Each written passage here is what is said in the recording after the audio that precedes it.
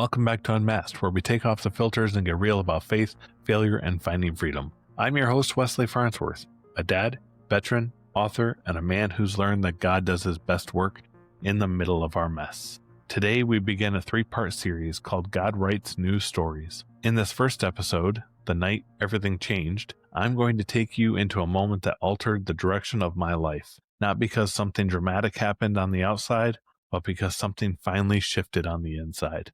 This is a story about honesty, about masks, about pressure, about the fear of being found out, and the freedom that comes when you finally stop running. So settle in, take a breath. This may be the episode that God uses to help you begin a new chapter. Let's dive in. See, I grew up as a pastor's kid, which for better or for worse meant that the church wasn't just a building for me. It was a lifestyle, a culture, a rhythm, almost a second home. Some people grew up learning how to ride a bike or throw a baseball. And while I learned those things too, I also learned how to do things like greet people at the door and act like everything was fine, even if it wasn't. Some people grew up learning how to do things like riding a bike or throwing a baseball. Now, don't get me wrong, I learned all those things too. But I also learned some church skills, how to do things like greet people at the door and how to act like everything was fine, even if I wasn't sure that it was. There's a unique kind of pressure that comes with being a pastor's kid, not because anyone intends to put it on you, but because you absorb it.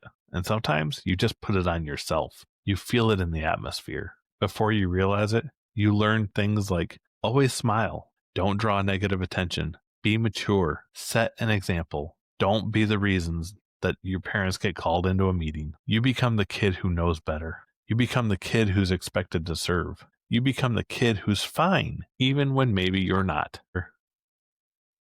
And somewhere in that environment, you learn how to look put together, even when your inner world is really messy. I learned the language of faith before I learned how to practice honesty. I learned how to be dependable before I learned how to be vulnerable. And because of that, I carried this early belief that it's safer to look okay than it actually is to be okay. Maybe you relate to that. Maybe you grew up in a Christian home where everything was messy, but it was dealt with privately and quietly. Maybe you grew up in a family where strength meant silence. Maybe you grew up in a church where everyone looked great on the outside, but you knew deep down that people were hurting. Or maybe you learned at some point in your life that vulnerability comes with risk, and masks come with applause. Now fast forward to my adult years, and the pattern followed me. I was still serving God while secretly struggling. I served in the church faithfully. I served creatively, dependably. I volunteered. I worked behind the scenes. I helped lead ministries. I helped start ministries. I took on responsibilities because I loved God and I loved his people. But behind all of that, behind the Sunday morning smile, behind the leadership responsibilities, behind the encouraging words I gave people, there were parts of my heart that I didn't want anyone to see. I'm guessing that you have your own version of that story. Maybe for you it wasn't a habit. Maybe it was a fear, anxiety, depression, anger, loneliness, insecurity, codependency, perfectionism, or maybe just a voice in your head that constantly said, "You're not enough. Have I hit it yet?" Maybe you're leading a small group while quietly battling panic attacks. Maybe you were raising your kids while feeling like a failure every night. Maybe you were serving in church while silently dealing with trauma that had never healed. Maybe you were the strong friend, but never the safe friend. Whatever your struggle was or is, the feeling is the same. If they knew the real me, they'd never see me the same. And so you push harder. You have a bigger smile. You serve more. You pray more. You perform better. But behind closed doors, you collapse. Not because you don't God, not because you don't love God, but because you're simply exhausted from hiding. That was me. Before the night everything changed, I had already been living with a secret for years, and I had convinced myself that I can handle this. I can fix it on my own. I just need more discipline. I just need to try harder. I just need to be stronger. But the problem with that mindset is that it doesn't work. One of the heaviest forms of exhaustion isn't physical, it's spiritual and emotional exhaustion from pretending that everything is okay. And if I'm being honest, ministry can make that even harder. Because when you're blessed with the responsibility of serving others, especially if you're gifted at it, you start believing the lie that says God can use me outwardly, but he can't handle what I'm dealing with inwardly. So you keep the mask on.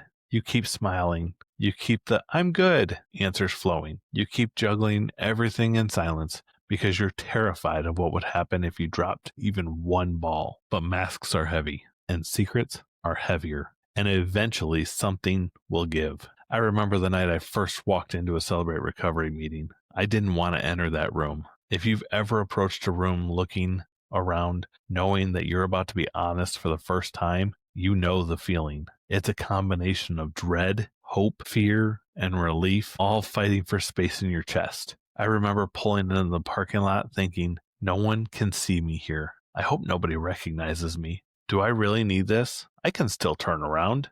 I can do this on my own. I don't need to go in there. But something inside of me knew that I couldn't keep doing life the same way that I had been doing it. So I walked in. People smiled at me, they greeted me, and I didn't know whether to smile back or run out. I found a seat in the back of the room, trying to blend in, be invisible as much as I could. The lights felt like they were really bright. The room felt like it was smaller than usual. My heartbeat felt way too loud. My hands were shaking and sweaty, and I was just sitting there thinking, okay, I'm going to sit here, and then I can leave at the end and say that I tried it and it wasn't for me. And all the while, I'm sitting there thinking of safe versions that I can say of why I was there. I can say things like, I'm struggling with some things, or I have a few issues I'm working through, or I'm dealing with some stress. They all were true in some way, shape, or form, but they weren't the truth. But then I got asked a question why I was there, and I gave one of the safe answers. And then the leader looked at me, not harshly, not suspiciously, just kindly, gently, and asked, is there anything else? And that question hit me like a hammer. It wasn't judgment. It wasn't accusation. It was an invitation. And invitations have power. I tried to swallow the lump in my throat. I tried to push the words down. I tried to maintain composure. But something inside of me, something that I had buried for years, refused to stay silent anymore. And I began to weep. And for the first time in my life, I said the real struggle out loud. Not the polished version, not the acceptable church struggle, the real one, the one I had been burying. In that moment, the words came out of my mouth and I broke. Completely, fully. No more pretense, no strength, no more mask. I was crying in front of somebody that I hardly knew. I was crying in front of another person and I couldn't stop. But hear me, those tears weren't weakness. They were finally release. The breakdown wasn't failure, it was freedom. The moment wasn't shame, it was healing. Because for the first time, the weight that I had been carrying alone for so many years was no longer mine to carry alone. This is the part that shocked me, though. For years, I had been listening to the enemy saying what would happen to me. I expected the people to recoil. I expected awkwardness. I expected judgment. I expected looks of disgust. I expected to be asked to leave the church. But instead, I felt compassion. I heard things like, thank you for sharing. You're safe here. You're not alone. You are brave for admitting that. And the strangest thing happened. The people, like I said, they weren't surprised by my struggle. They were encouraged by my honesty. And it was then that I realized something that felt both terrifying and liberating. The things that we hide the most are often the things that others resonate with the most. My honesty didn't drive the people away, it pulled them closer. I had spent years convinced that God was disappointed in me, that he was embarrassed by me, that he was frustrated by my weakness, and that he was just waiting for me to finally get it together. But that night showed me the truth. God isn't attracted to our strength. He's drawn to our surrender. He's not looking for perfection. He's looking for honesty. He doesn't heal what we hide. He heals what we're not. He heals what we're willing to reveal. The story of the prodigal son suddenly made sense to me in a way that I had never thought of. The father in the story didn't wait for the son to clean himself up. He didn't wait for him to say the right prayer. He didn't wait for the proof of sincerity. The father saw his son returning home and he ran to him. He embraced him like nothing else. He embraced him like nothing else. He embraced him while he was still a long way off. And that is the God that I know. That is the God who met me that night. That is the God that met me as I was returning home, admitting my struggles. And that's the same God who wants to meet you. So let me turn this towards you for a moment. What have you been carrying alone? A habit, a fear, a shame, a wound, a memory, a mistake, an insecurity, or maybe a secret struggle? Maybe you're serving God while quietly falling apart. Maybe you're leading others while feeling unworthy yourself. Maybe you're the strong one who's really tired of being strong. Maybe you're terrified of what would happen if people knew the real you. If that's you, please hear this. God already knows the real you, and he still chooses you.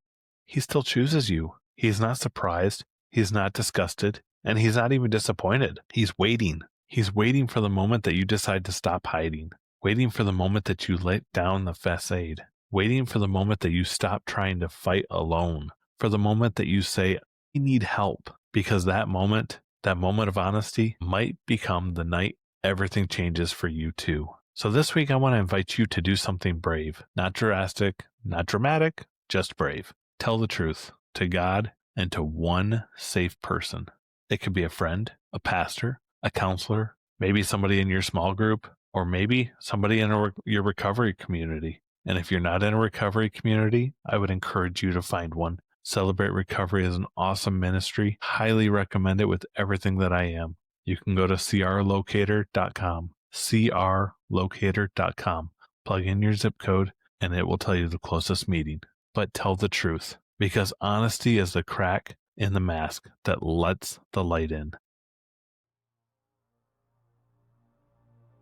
Thanks for joining me for part 1 of God Writes New Stories. If this episode spoke to you, if it stirred something inside of you, would you share it with somebody who might need the courage to be honest too? For more information on me, having me speak at your church or events, or for more encouragement, visit wesleyfarnsworth.com and join me next week for part 2. Rock bottom is holy ground. Until then, remember that God can't heal who you pretend to be, but he can transform who you truly are. God bless you.